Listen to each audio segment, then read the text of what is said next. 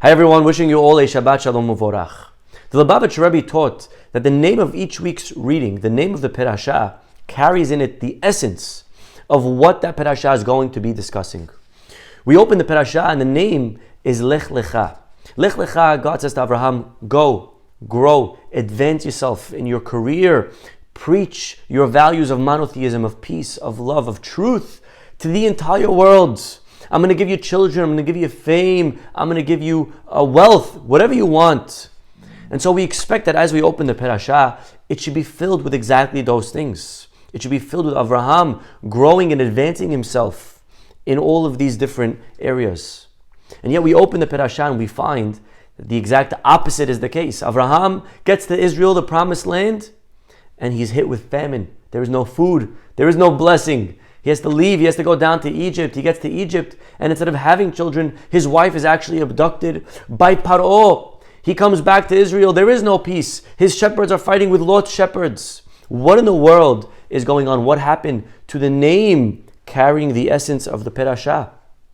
The answer, my friends, is a very powerful idea, and that is that sometimes in life, we have to go down in order to go up. Sometimes we have to take a step backwards in order to take 2 steps forward. Sometimes we need a yerida letzorech aliyah. And Avraham looks back and he realizes that all those challenges that he encountered, the leaving of Israel and the fighting that he had with Lot and Sarah being taken by Paro, all of that actually led to the blessings that God promised to him.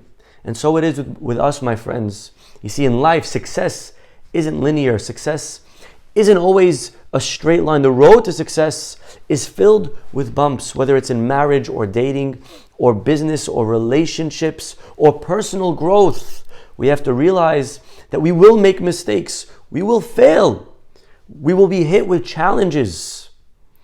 But Avraham Avinu reminds us that that is precisely necessary in order to reach the Lech Lecha, in order to reach the level of greatness that we need to achieve. Remember what Micha says, Al tismechi oyavti li. Do not rejoice, my enemy.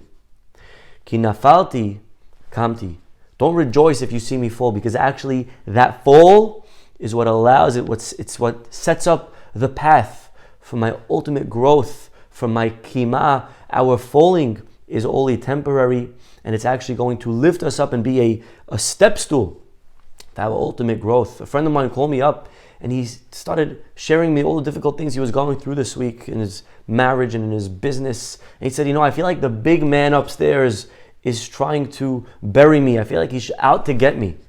And I shared with him a beautiful line that I heard from my dear friend Rabbi Malka. And I said, God is never burying you. God is actually trying to plant you. There's a very big difference between bury and plant. When God's planting, it means He's setting us up for bigger and for better.